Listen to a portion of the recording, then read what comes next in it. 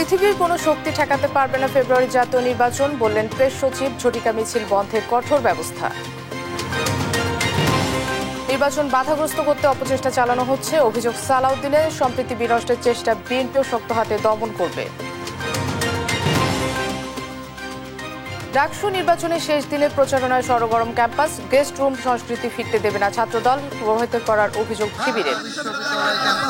একটি নিরাপদ, নিয়মতান্ত্রিক এবং সুরক্ষিত এলাকায় পরিণত করব। বিভিন্ন এলাকা থেকে ভোটারদেরকে ফোন দেওয়া হচ্ছে এবং এই বিশেষ করে নারী ভোটারদেরকে ফোন দিয়ে বিভিন্ন দলীয় পরিচয় বলে তাদেরকে ফোন দেওয়া হচ্ছে। এর মাধ্যমে শিক্ষার্থীরা আতঙ্কিত অনুভব করছে। শেখ হাসিনা, কামাল ও মামুনের ফাঁসি চ্যালেঞ্জ চাংখারপুলের শহীদ আনাসের মা। ফার্মগেটের শহীদ নাফিস হত্যা মামলার তদন্ত শেষ পর্যায়ে।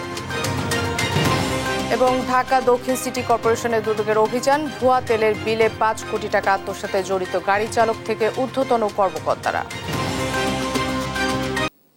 দেখছিলেন শিরোনাম সংবাদ রাতে, আপনাদের সঙ্গে আছি আমি মনা সাদাত। এবার বিস্তারিত। ফেব্রুয়ারির প্রথমার্ধে ত্রয়োদশ জাতীয় সংসদ নির্বাচন অনুষ্ঠিত হবে। পৃথিবীর কোনো শক্তি নেই নির্বাচন ঠেকানোর, এমন মন্তব্য করেছেন প্রধান উপদেষ্টার প্রেস সচিব শফিকুল আলম। যমুনায় 10 উপদেষ্টার বৈঠকের সিদ্ধান্তে জানাতে রোববার বাংলাদেশ ফরেন সার্ভিস একাডেমিতে সংবাদ সম্মেলনে প্রেস সচিব বলেন, ঝটিকা মিছিল ও বেআইনি সমাবেশের বিষয়ে কঠোর আইনি ব্যবস্থা নেওয়ার নির্দেশনা দেওয়া হয়েছে। তৌফিক মাহমুদ মুন্নার রিপোর্ট। আইন শৃঙ্খলা পরিস্থিতি, জাতীয় নির্বাচন ও আসন্ন দুর্গাপুজো নিয়ে প্রধান উপদেষ্টার বাসভবন যমুনাতে উপদেষ্টা পরিষদের বৈঠক অনুষ্ঠিত হয়। প্রধান উপদেষ্টা ডক্টর মোহাম্মদ ইউনূসের সভাপতিত্বে এতে উপদেষ্টা পরিষদের 10 সদস্য উপস্থিত ছিলেন। বৈঠক শেষে ফরেন সার্ভিস একাডেমিতে ব্রিফিং করেন প্রধান উপদেষ্টার প্রেস সচিব শফিকুল আলম। বলেন, পৃথিবীর কোনো শক্তি ফেব্রুয়ারি নির্বাচন ঠেকাতে পারবে না। যে কোনো পরিস্থিতি মোকাবেলা করতে স্থানীয় প্রশাসনকে সক্রিয়ভাবে কাজ করার জন্য কঠোর নির্দেশনা দিয়েছেন প্রধান উপদেষ্টা। আজকের মিটিংয়েও বলা হয়েছে যে নির্বাচন যে করেই হোক ফেব্রুয়ারির প্রথমার্ধের মধ্যে নির্বাচন হবে। পৃথিবীর কোনো শক্তি নাই এই নির্বাচনকে ঠেকাতে পারে। নির্বাচন হবে এবং সে বিষয়ে পুরো যত ধরনের প্রস্তুতি লাগে সেই প্রস্তুতিগুলো নেওয়া হচ্ছে।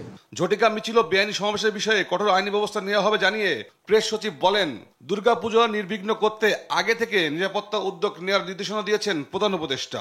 বৈঠকে সিদ্ধান্ত হয়েছে ঝটিকা মিছিল সহ বেআইনি সমাবেশের বিষয়ে মনিটরিং জোরদার করতে হবে। এর নেপথ্যে যারা সক্রিয় রয়েছেন তাদের বিরুদ্ধে কঠোর আইনি ব্যবস্থা নেওয়া হবে। প্রধান উপদেষ্টা বলেছেন যে আসন্ন দুর্গাপূজায় অস্থিতিশীল পরিস্থিতি সৃষ্টি করতে নানা রকম ষড়যন্ত্রমূলক চেষ্টা হতে পারে। তিনি বলেন, কোট আনকোট, গত বছর দুর্গাপূজা আইন শৃঙ্খলা পরিস্থিতি নিয়ে ভালো অভিজ্ঞতা ছিল। গত বছরের অভিজ্ঞতার জন্য এবছরও কাজে লাগাতে পারি এবং উনি জোর দিয়েছেন যাতে এবার নিরাপত্তা, সব ধরনের নিরাপত্তার জন্য খুব আগে থেকেই নেওয়া হয়, যাতে কোনো রকমের কোনো বিশৃঙ্খল পরিস্থিতি সৃষ্টি না হয়। নিরাপত্তা বাহিনীগুলোর মধ্যে পারস্পরিক যোগাযোগ ও সহযোগিতা বাড়ানোর নির্দেশ দেওয়া হয় বৈঠক থেকে। তৌফিক মাহমুদ মুন্না, দেশ টিভি, ঢাকা। আগামী জাতীয় নির্বাচন বাধাগ্রস্ত করতে বিভিন্নভাবে অপচেষ্টা চালানো হচ্ছে বলে অভিযোগ করেছেন বিএনপির স্থায়ী কমিটির সদস্য সালাউদ্দিন আহমদ। রোববার সন্ধ্যায় রাজধানীর ঢাকেশ্বরী মন্দিরে জাতীয় পূজা উদযাপন কমিটির সঙ্গে মতবিনিময় শেষে সাংবাদিকদের কথা জানান তিনি। এ সময় তিনি বলেন, সাম্প্রদায়িক সম্প্রীতি কেউ বিনষ্টের চেষ্টা করলে সরকারের পাশাপাশি বিএনপিও শক্ত হাতে দমন করবে। ইউসুফ ভুঁইয়ার রিপোর্ট।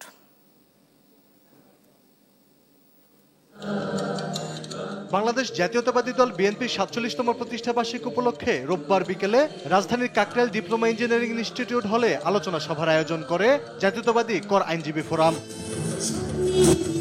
এতে অংশ নিয়ে দলটির স্থায়ী কমিটির সদস্য সালাউদ্দিন আহমদ বলেন, যারাই জনগণের ভোটে ক্ষমতায় যাবে তাদের দায়িত্ব হবে সংসদে গিয়ে একমত হওয়া, সংস্কার দ্রুত বাস্তবায়ন করা। সালাউদ্দিন আহমেদ বলেন, খুব শিগগিরই তারেক রহমান বাংলাদেশের মাটিতে ফিরবেন। তিনি দেশে ফিরলেই বিএনপি নির্বাচনের অর্ধেক কাজ হয়ে যাবে। এদিকে সন্ধ্যায় জাতীয় পূজা উদযাপন কমিটির সঙ্গে মতবিনিময় করতে ঢাকেশ্বরী মন্দিরে যান সালাউদ্দিন আহমদ। এ সময় তিনি বলেন, জাতীয় নির্বাচন বাধাগ্রস্ত করতে বিভিন্নভাবে সাম্প্রদায়িক সম্প্রীতি বিনষ্টের জন্য অপচেষ্টা চালানো হচ্ছে। শারদীয় দুর্গোৎসব যাতে শান্তিপূর্ণভাবে অনুষ্ঠিত হয় সেজন্য বরাবরের মতো বিএনপি সহযোগিতা করবে বলেও জানান সালাউদ্দিন আহমদ। যথেষ্ট সময় আগে। আলী আক্কাস, আকাশ, দেশ টিভি, ঢাকা। দেশের আইন শৃঙ্খলা পরিস্থিতির উন্নতির চেষ্টা চলছে বলে জানিয়েছেন স্বরাষ্ট্র উপদেষ্টা মোহাম্মদ জাহাঙ্গীর আলম চৌধুরী। রোববার নির্বাচনী প্রশিক্ষণ কর্মসূচির উদ্বোধন অনুষ্ঠানে এসব কথা বলেন তিনি। এ সময় তিনি আরও বলেন, শুধু আইন শৃঙ্খলা বাহিনী না, জনগণ, রাজনৈতিক দল আর নির্বাচন কমিশন সহ সকল স্টেক হোল্ডারদের সহযোগিতা ছাড়া উৎসবমুখর আর সুষ্ঠু নির্বাচন সম্ভব না।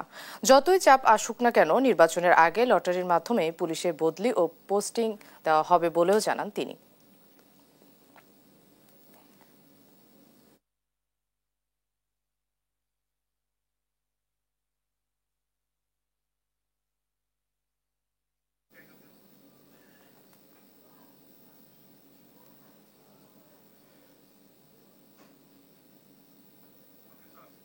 আপনাদের অনেক সমস্যা, আমি এর আগে একবার দাঁড়িয়েছিলাম, বাট এই সমস্যাগুলি 2-4টা হয়তো সমাধান হয়েছে, বাট অনেকগুলি সমাধান হয় নাই। তো একটা কথা ছিল না, থাকে যে স্বাদ আছে কিন্তু সাধ্য নাই। তা আমাদের অনেকের ক্ষেত্রে আমাদের সাধ্যটা না থাকায় হয়তো আমরা অনেক সমস্যাটা সমাধান করতে পারিনি। আর একটা জিনিস আপনারা জানেন যে নির্বাচনটা কিন্তু শুধু আইন শৃঙ্খলা বাহিনীর উপর নির্ভর করে না, এটার কতগুলি স্টেক হোল্ডার রয়ে গেছে। এটার মধ্যে একটা হলো জনগণ, তারা কিভাবে পার্টিসিপেট করতে চায়। সবচেয়ে বড় স্টেক হোল্ডার যদি বলেন পলিটিক্যাল পার্টি, তারা নির্বাচনটা কিভাবে চাচ্ছে। শেষ দিন উৎসব মুখর পরিবেশে চলছে ডাকসু নির্বাচনের প্রচারণা। নির্বাচন ঘিরে সবচেয়ে বেশি তৎপরতা চোখে পড়ছে এদিন। সকাল থেকে রাত পর্যন্ত বিচিত্র সব লিফলেট নিয়ে ভোটারদের কাছে ছুটে গেছেন প্রার্থীরা। শেষবারের মতো ছুটে গেছেন বিভিন্ন ফ্যাকাল্টি ও ক্লাসরুমে। সুষ্ঠু ভোট আয়োজনে আশাবাদী তারা। আলিমুজ্জামান সাফওয়ানের রিপোর্টে বিস্তারিত। ডাকসু নির্বাচনের প্রচারের শেষ দিন আজ, তাই কাগজের নোট, হাতপাখা, বিড়াল কিংবা বক্স আকৃতির বিভিন্ন প্রচারপত্র ঘুরে বেড়াচ্ছে ভোটারদের হাতে হাতে। শেষ মুহূর্তে ভোটারদের মন জয়ে অভিনব প্রচারে নেমেছে প্রার্থীরা। আর শেষবারের মতো প্রার্থীদের ইশতেহারে মনোযোগী ভোটাররা। রোববার দুপুরে জাতীয়তাবাদী ছাত্রদল সমর্থিত প্যানেলের প্রার্থীরা জাতীয় সঙ্গীত পরিবেশনের মাধ্যমে শুরু করে আনুষ্ঠানিক শপথপাঠ অনুষ্ঠান। নির্বাচিত হলে সবাই মিলে কাঁধে কাঁধ মিলিয়ে গণ অভ্যুত্থানের আকাঙ্ক্ষাকে ধারণ করে সাম্য, মানবিক মর্যাদা ও শিক্ষার্থী বান্ধব ঢাকা বিশ্ববিদ্যালয় গড়ে তোলার অঙ্গীকারে শপথ করেন ছাত্রদল সমর্থিত প্যানেলের প্রার্থীরা। এ সময় সবাইকে শপথ পাঠ করান ভিপি প্রার্থী আবিদুল ইসলাম খান। আমরা শপথ করছি যে প্রতিটি শিক্ষার্থীর জন্য একটি আনন্দময় বসবাসযোগ্য এবং নিরাপদ ঢাকা বিশ্ববিদ্যালয়। হাসপাতাল থেকে ফিরে মধুর ক্যান্টিনে ব্রিফ করেন মেঘ মোল্লার বসু। এ সময় স্বাধীনতা বিরোধীদের ভোট না দেওয়ার আহ্বান জানান তিনি। 9 তারিখ প্লিজ ভোট দিতে আসুন। আপনারা ভোট দিতে আসলে গোটা ইকুয়েশন বদলায় যাবে। এখানে যত সমীকরণ হচ্ছে, এই সমীকরণগুলা কিচ্ছু দাঁড়াবে না। এখানে স্বাধীনতা বিরোধীরা একটা পোস্টেও জিতে আসতে পারবে না। শিক্ষার্থীদের ফোন দিয়ে একটি দলের নেতারা ভোট দিতে চাপ দিচ্ছে বলে অভিযোগ করেন সাদিক কায়েম। নারী ভোটারদেরকে ফোন দিয়ে বিভিন্ন দলীয় পরিচয় বলে তাদেরকে ফোন দেওয়া হচ্ছে। এর মাধ্যমে শিক্ষার্থীরা আতঙ্কিত অনুভব করছে। তো আমরা যে বলছি একটা স্বতঃস্ফূর্ত নির্বাচন, সেই স্বতঃস্ফূর্ত নির্বাচনের পথে এগুলো হচ্ছে অন্তরায়। এদিকে জাল ভোট দেওয়ার কোনো সুযোগ নেই বলে জানিয়েছে নির্বাচন কমিশন। জাল ভোট কোথাও তৈরি হচ্ছে, অথবা জাল ভোটারও বিভিন্ন দিকে প্রস্তুতি নিচ্ছে আমাদের লাইনে এসে দাঁড়ানোর জন্য। বিভিন্নভাবে তাদেরকে চেক করে তাদের পরিচয় নিশ্চিত করে আমরা তাদেরকে ভোট কেন্দ্রে ঢুকাবো। এরপরে যদি কেউ করে ধরা পড়ে, তাকে সরাসরি পুলিশে দেওয়ার ব্যবস্থা করা হবে। 9 সেপ্টেম্বর ডাকসুর চূড়ান্ত লড়াইয়ের জন্য প্রস্তুত করা হচ্ছে 8টি কেন্দ্রের 810টি বুথ। ইতোমধ্যে ঢাবি উপাচার্য ও নির্বাচনী কর্মকর্তারা ভোট কেন্দ্র পরিদর্শন করেছেন। আলিমুজ্জামান সাফওয়ান, দেশ টিভি, ঢাকা। ঢাকা বিশ্ববিদ্যালয় ক্যাম্পাসে রয়েছেন আমাদের সহকর্মী তাইফুর রহমান তুহিন, সরাসরি যোগ দিচ্ছেন তিনি। তুহিন, প্রচারণা শেষ হচ্ছে কখন? ক্যাম্পাসের এই মুহূর্তে চিত্র কেমন দেখছেন? বিস্তারিত আমাদেরকে জানাবেন। মনা, আপনাকে ধন্যবাদ। আপনি জানেন যে আজকে ডাকসু নির্বাচনের কিন্তু প্রচারণার একদম শেষ দিন। আমরা দেখছি যে শেষ দিনই আসলে যারা প্রতিদ্বন্দ্বিতা করছেন তারা কিন্তু হলে হলে তাদের যে প্রচারণা, শেষ সময় সেই প্রচারণা কিন্তু চালাচ্ছেন। আমরা দেখেছি যে সকাল থেকেই বিভিন্ন প্যানেলে যারা প্রার্থী রয়েছেন তারা কিন্তু সাধারণ শিক্ষার্থীদের কাছে গিয়েছেন এবং তাদের কাছে কিন্তু ভোট প্রত্যাশা করছেন এবং তারা কিন্তু নানা প্রতিশ্রুতি দিচ্ছেন, যেটি বলছেন যে বিগত দিনগুলোতে বিশ্ববিদ্যালয়ের পরিবেশ থেকে শুরু করে বিশ্ববিদ্যালয়ের লেখাপড়া পরিবেশ যেটি বিঘ্ন ঘটছেন সেটি কিন্তু তারা ফিরিয়ে আনতে চান। সেটি কিন্তু বলছেন যে আসলে বিশ্ববিদ্যালয়ে যাদের শিক্ষার পরিবেশ যথাযথভাবে প্রতিষ্ঠিত হয় সেই বিষয়গুলো তারা কিন্তু নিশ্চিত করার কিন্তু প্রতিশ্রুতি দিচ্ছেন। একই সাথে হলের মধ্যে যে সমস্ত বিশৃঙ্খলাগুলো ছিল বিগত দিনে ছিল সেগুলো কিন্তু তারা দূর করতে চান। আমরা দেখেছি যে শিক্ষার্থীদের মধ্যেও কিন্তু অনেকটা উৎসবমুখর একটি পরিবেশ আমরা দেখেছি, যে তারা কিন্তু ক্যাম্পাসে এসে তারাও কিন্তু বলছেন যে আসলে যারা এই শিক্ষার পরিবেশ নিশ্চিত করতে পারবেন সেই রকম প্রার্থীকে কিন্তু তারা ভোট দিবেন, সেটি কিন্তু তারা বলছেন। আমরা এর মধ্যে বেশ কিছু ছোটখাটো কিছু অভিযোগের কথা শুনছি, যে বিভিন্ন প্যানেল থেকে বলা হচ্ছে যারা রাজনৈতিক একটি শক্তি এবং রাজনৈতিকভাবে কিছু প্রভাব খাটানোর কিন্তু অভিযোগ আমরা পেয়েছি বিভিন্ন প্যানেলের পক্ষ থেকে। তবে যেটি বিশ্ববিদ্যালয় প্রশাসন থেকে শুরু করে নির্বাচন কমিশন যারা রয়েছেন তারা কিন্তু বারবারই বলার চেষ্টা করেছেন যে কোনো ধরনের অপ্রীতিকর পরিস্থিতি বলেন অথবা কোনো ধরনের বিশৃঙ্খলা কিন্তু আসলে এই নির্বাচনকে ঘিরে যাতে তৈরি না হয় সে লক্ষ্যে কিন্তু তারা সজাগ দৃষ্টি রয়েছেন এবং বলছেন যে নির্বাচনের পরিবেশ সঠিক থাকবে এবং সবাই যাতে নির্বিঘ্নে নির্বাচনের ভোট কেন্দ্রে ভোট দিতে পারেন সেই পরিবেশ কিন্তু বিশ্ববিদ্যালয় কর্তৃপক্ষ তারা কিন্তু নিশ্চিত করবেন। আপনি জানেন যে এই নির্বাচনকে ঘিরেই কিন্তু আসলে প্রধান উপদেষ্টাও কিন্তু যেটি বলেছেন যে আসলে ডাকসু নির্বাচন যাতে শান্তিপূর্ণ হয় সে লক্ষ্যে সব ধরনের সহযোগিতা এবং বিশ্ববিদ্যালয় প্রশাসনকে কিন্তু সেই বিষয়টি নিশ্চিত করার কথা কিন্তু বারবারই আজকেও আমরা কিন্তু শুনেছি প্রধান উপদেষ্টা কিন্তু বলেছেন। আমরা এখন পর্যন্ত যেটি দেখছি যে আসলে সব দলই কিন্তু সুন্দরভাবে তাদের প্রচারণা ঠিকভাবেই কিন্তু করতে পারছে, কোনো ধরনের প্রতিবন্ধকতা কিন্তু তৈরি হয়নি। তবে এখন পর্যন্ত আমরা যেটি দেখছি যে সকাল মানে শেষ সময়ের যে প্রচারণা সেটি কিন্তু তারা করে যাচ্ছেন। তবে কিছুক্ষণের মধ্যে আমরা দেখেছি যে ছাত্র শিবিরের যে প্যানেল রয়েছেন সেখানে তারা সর্বশেষ একটি ব্রিফিং তারা করবেন, সেখানেও হয়তো তারা তাদের নির্বাচনী যে সর্বশেষ যে বক্তব্য সেটি তারা কিন্তু উপস্থাপন করবেন। তবে সব মিলিয়ে আমরা যেটি দেখছি যে উৎসব মুখর একটি পরিবেশ ঢাকা বিশ্ববিদ্যালয় ডাকসু নির্বাচনকে ঘিরে কিন্তু চলছে। তো এই ছিল ডাকসু নির্বাচনের প্রচারণার সর্বশেষ তথ্য আমার কাছ থেকে। তুহিন, আপনাকে ধন্যবাদ। দর্শক, ঢাকা বিশ্ববিদ্যালয় ক্যাম্পাস থেকে ডাকসু নির্বাচনের সর্বশেষ খবর জানাচ্ছিলেন আমাদের সহকর্মী তুহিন। হত্যার বদলে হত্যা, সর্বোচ্চ ফাঁসির সাজা চাই। চাংখারপুলে আনাস সহ 6 হত্যা মামলায় সাক্ষ্য দিতে এসে আন্তর্জাতিক অপরাধ ট্রাইব্যুনালে এমনটাই বললেন শহীদ আনাসের মা সানজিদা খান দীপ্তি। 6ষ্ঠ দিনে 9ম সাক্ষী হিসেবে সাক্ষ্য দেন তিনি। এ মামলায় এই হত্যার জন্য দায়ী করা হয়েছে সাবেক প্রধানমন্ত্রী শেখ হাসিনা, সাবেক স্বরাষ্ট্রমন্ত্রী আসাদুজ্জামান খান কামাল, ওবায়দুল কাদের ও সাবেক আইজিপি সহ অন্য আসামিদের। সাবরিনা মজুমদারের রিপোর্টে বিস্তারিত। 5 আগস্ট 2024 মাকে চিঠি লিখে বাড়ি থেকে বেরিয়ে যান শাহরিয়ার খান আনাস। এরপর গুলিবিদ্ধ হয়ে চাংখারপুল এলাকায় মারা যান আনাস সহ 6 জন। রোববার এ মামলায় সাক্ষ্য দেন শহীদ আনাসের মা সানজিদা খান দীপ্তি। ট্রাইব্যুনালে সাক্ষ্য দিতে গিয়ে কান্নায় ভেঙে পড়েন আনাসের মা। গুলি লেগেছে আনাসের, এটা শোনার পর তিনি দৌড়ে যান। রক্তাক্ত আনাসকে যখন কোলে তুলে নেন তখন তার নিথর দেহ থেকে রক্ত ঝরতে থাকে। এই অবস্থায় অটোরিকশায় মরদেহ বাসায় নেওয়া হয়। এরপর গোসল ছাড়াই হয় দাফন। সারা পৃথিবী দেখেছে যে একটা সন্তান তার মাকে কিভাবে উদ্দেশ্য করে চিঠি লিখে এই আন্দোলনে ঝাঁপিয়ে পড়েছে এবং প্রাণ দিয়েছে। কে কে গুলি করেছে, কিভাবে শহীদ হয়েছে তার বন্ধুদের কাছ থেকে উনি এটা জেনেছেন এবং লাশ নিয়ে উনি বাড়িতে এসেছেন শহীদি মর্যাদায়, অর্থাৎ গোসল না করিয়ে রক্তাক্ত পোশাক পরিহিত অবস্থায় দাফন করেছেন।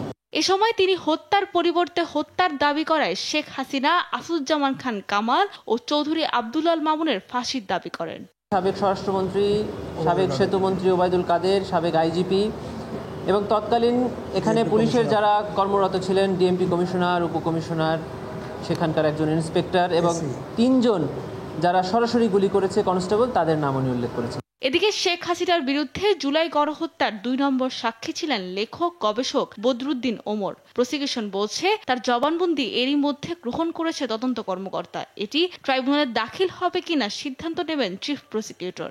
আইনের 19-2 ধারায় যে কোনো সাক্ষী ইনভেস্টিগেশন অফিসারের কাছে সাক্ষ্য প্রদানের পরে ট্রায়াল স্টেজে যদি উনি মারা যান, এটা যদি ট্রাইব্যুনাল নিশ্চিত হন যে উনি মারা গেছেন, তখন প্রসিকিউশনের আবেদনের প্রেক্ষিতে এই আয়োর কাছে দেয়া জবানবন্দি ট্রাইব্যুনাল সাক্ষ্য হিসেবে গ্রহণ করতে পারেন, এরকম সুযোগ এই আইনে আছে।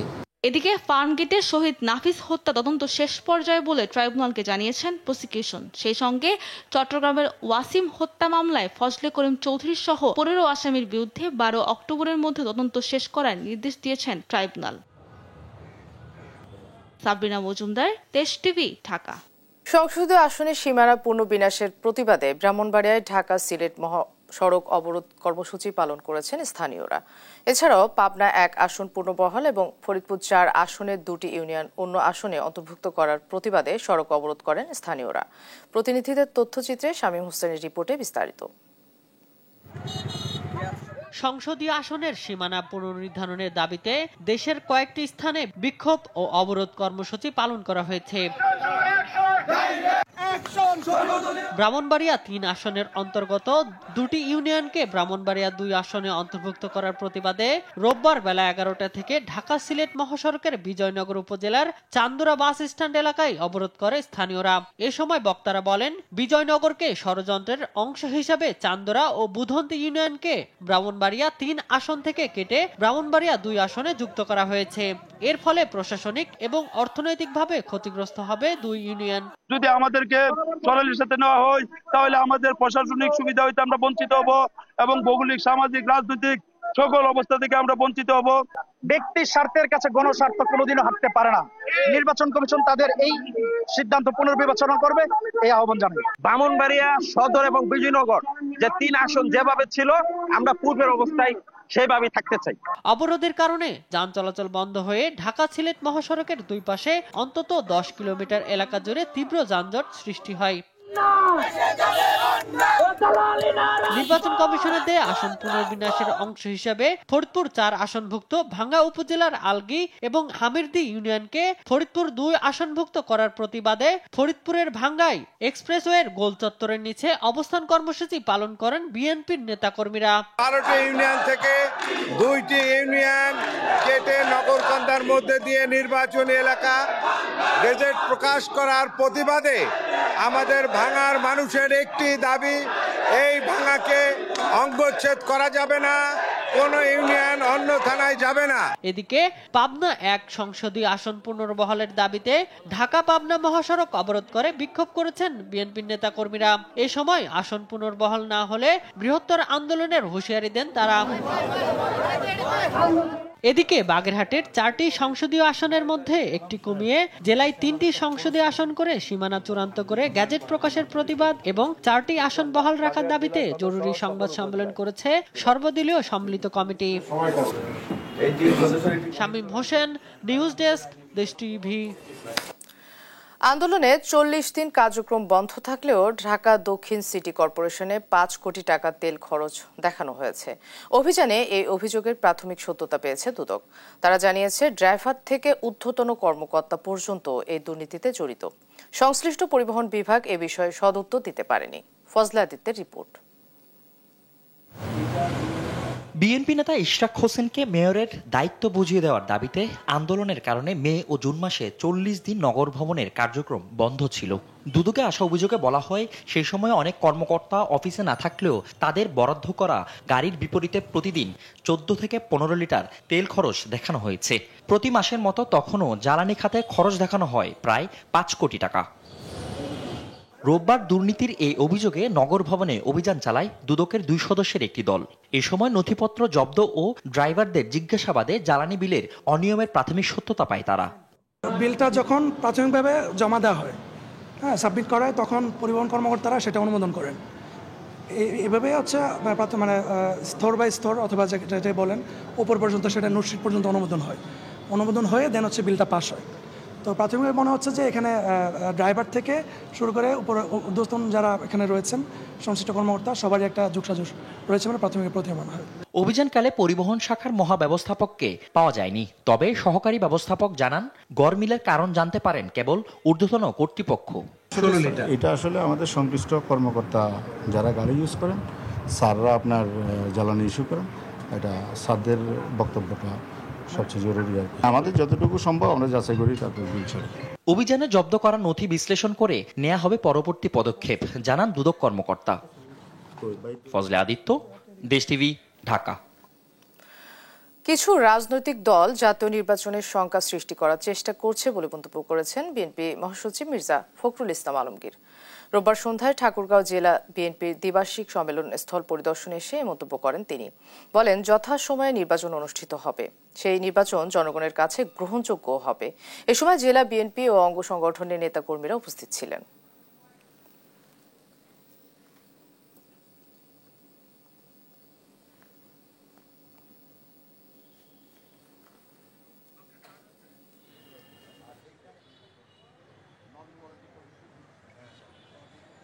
নির্বাচনে কোনো সংখ্যা দেখি না, তবে আমরা একটু উদ্বিগ্ন যে কিছু কিছু সংখ্যক ব্যক্তি অথবা রাজনৈতিক দল তারা অযথা অযাচিত ভাবে এই সংখ্যা সৃষ্টি করবার চেষ্টা করছেন। বাংলাদেশের মানুষ সেই সমস্ত আপনার দূরদর্শন দিতে তারা সমর্থন করবে না। যথা সময়ে নির্বাচন অনুষ্ঠিত হবে এবং সেই নির্বাচন জনগণের কাছে গ্রহণযোগ্য হবে, জনগণের পার্টিসিপেশন হবে বলে আমি বিশ্বাস করি। পুলিশি হামলার বিচার ও 3 দফা দাবি আদায়ে ফের বিক্ষোভ কর্মসূচি পালন করছে প্রকৌশল শিক্ষার্থীরা। রোববার সকাল থেকে নবম গ্রেড সহকারী প্রকৌশলী পদে পরীক্ষার মাধ্যমে নিয়োগ এবং ন্যূনতম যোগ্যতা বিএসসি ইঞ্জিনিয়ার করা 10ম গ্রেডে ডিপ্লোমা কোটা বাতিল করা সহ নানা দাবি নিয়ে আন্দোলন করেন তারা। আরও জানাচ্ছেন তন্দ্রা তারুণ্য। পুলিশি হামলার বিচার ও 3 দফা দাবি আদায়ে আবারও আন্দোলনে বুয়েট শিক্ষার্থীরা। রোববার সকালে বুয়েট শহীদ মিনারে জড়ো হয় তারা। পরে বিক্ষোভ মিছিল নিয়ে কেন্দ্রীয় শহীদ মিনার দোয়েল চত্বর হয়ে প্রেস ক্লাব প্রাঙ্গণে অবস্থান নেন তারা। বাংলাদেশ প্রকৌশল বিশ্ববিদ্যালয় ছাড়া রাজধানীর বিভিন্ন শিক্ষা প্রতিষ্ঠানে শিক্ষার্থীরা এতে অংশ নেন। এ সময় নানা স্লোগান দেয় তারা। নবম গ্রেড সহকারী প্রকৌশলী পদে পরীক্ষার মাধ্যমে নিয়োগ সহ 3 দফা দাবি বাস্তবায়নে সুস্পষ্ট রোডম্যাপ চান তারা।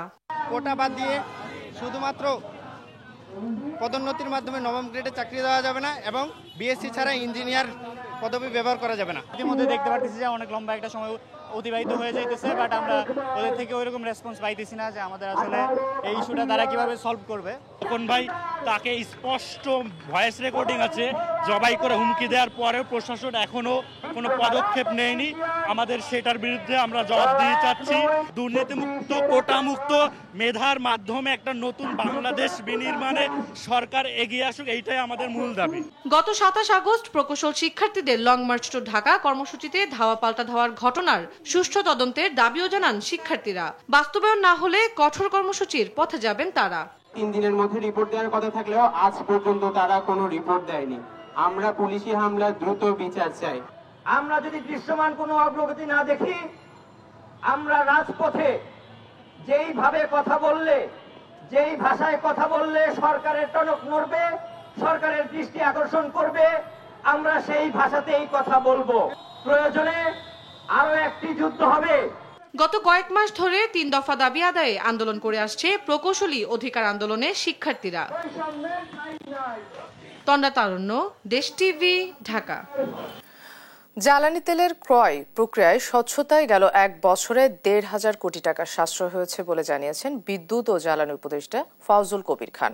রোববার রাজধানীর উন্নয়ন গবেষণা প্রতিষ্ঠানে নিজের লেখা বই বাংলাদেশের রাজনৈতিক অর্থনীতি শীর্ষক গ্রন্থের মোড়ক উন্মোচন অনুষ্ঠানে একথা বলেন। এ সময় উপদেষ্টা বলেন, তার 3 মন্ত্রণালয়ে গেল 1 বছরে 45,000 কোটি টাকা বাজেট সাশ্রয় হয়েছে বলেও জানান উপদেষ্টা। বলেন, এসব মন্ত্রণালয়ে যেসব সংস্কার প্রক্রিয়া নেওয়া হয়েছে সেগুলো পরবর্তী সরকারের জন্য সহায়ক হিসেবে কাজ করবে। এলএনজি আমদানি করতাম $16, এখন আমরা এগেন এটা উন্মুক্ত করে দিয়েছি। এখন স্যার এই কমিটির চেয়ারম্যান, স্যার জানেন যে পারচেজ কমিটির চেয়ারম্যান, এখন আমরা $11 থেকে $12 করি। তো এটার কারণ হচ্ছে যে ওই যেটা বললাম যে আমরা এটাকে বাজারটাকে উন্মুক্ত করেছি প্রতিযোগিতা। আমি যে 3টা মন্ত্রণালয়ে দেখি 45,000 কোটি টাকা কাটছে। কিভাবে খরচ কমাইছি? একটা হচ্ছে ওই যে বললাম যে কম্পিটিশন, আমরা কম দামে জিনিস কিনি। তারপরে হচ্ছে অপ্রয়োজনীয় প্রকল্প। 3 বছরের মধ্যে সর্বনিম্ন পর্যায়ে নেমেছে দেশের সার্বিক মূল্যস্ফীতি। আগস্টে সার্বিক মূল্যস্ফীতি 0.26% কমে দাঁড়িয়েছে 8.29%। গত জুলাইয়ে মূল্যস্ফীতি ছিল 8.55%। বাংলাদেশ পরিসংখ্যান ব্যুরোর রোববারের প্রতিবেদনে এমন তথ্যই উঠে এসেছে। বিবিএস এর তথ্য বলছে এ সময় সার্বিক মূল্যস্ফীতি কমলেও বেড়েছে খাদ্য মূল্যস্ফীতি। মূল্যস্ফীতি 0.04% বেড়ে দাঁড়িয়েছে 7.60%। এদিকে জুলাই সার্বিক খাদ্য বহির্ভূত মূল্যস্ফীতি 9.38% থাকলেও আগস্টে সেটি কমে 8.90% দাঁড়িয়েছে।